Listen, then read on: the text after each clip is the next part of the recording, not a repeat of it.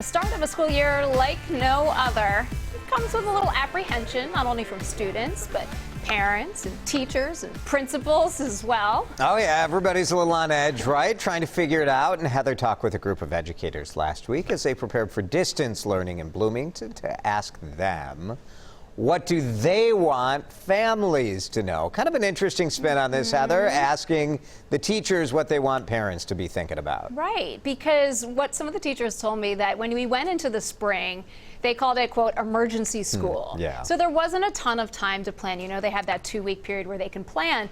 But here, they've been able to not only take the lessons from what they learned over the spring, they've been able to work on it over the summer, and now they're hoping to start with sort of a better plan in place, and that they have been working hard. We met with this group of teachers last week, the week before school started. They had already been up together for 2 weeks or so before that, sort of getting everything together. They know that things are going to adjust, and I guess maybe the first thing for parents to know, and I will say for our school district, you know, my kids go to distance learning next week.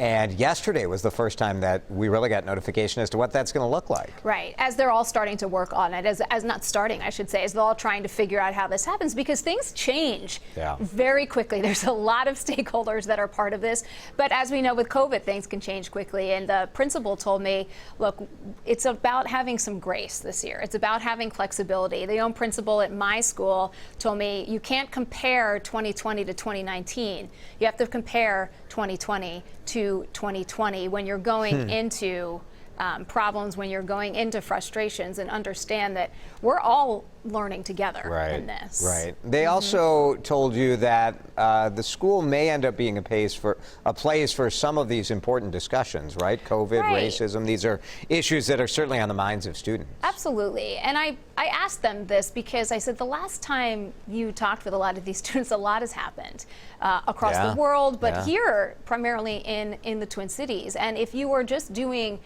distance learning, and even if you're doing a hybrid or an in-person model, how can you really talk about these topics, these really important topics, racial inequality, COVID? How can you bring this up? There are students that want to talk about this.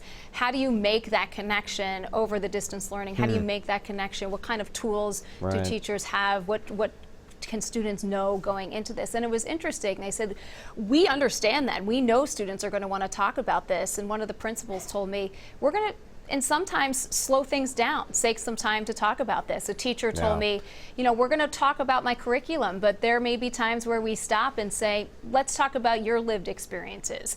And so there are a lot of different ways to address this, but they all know it's going to be a challenge. Tough, right? I mean, we're in a political season too. Like, I think a lot of parents probably may have different views about what the teachers would talk about, and that becomes a tricky road to go down. You want to give a safe space for conversation, but you have to be cautious of that as well. Right.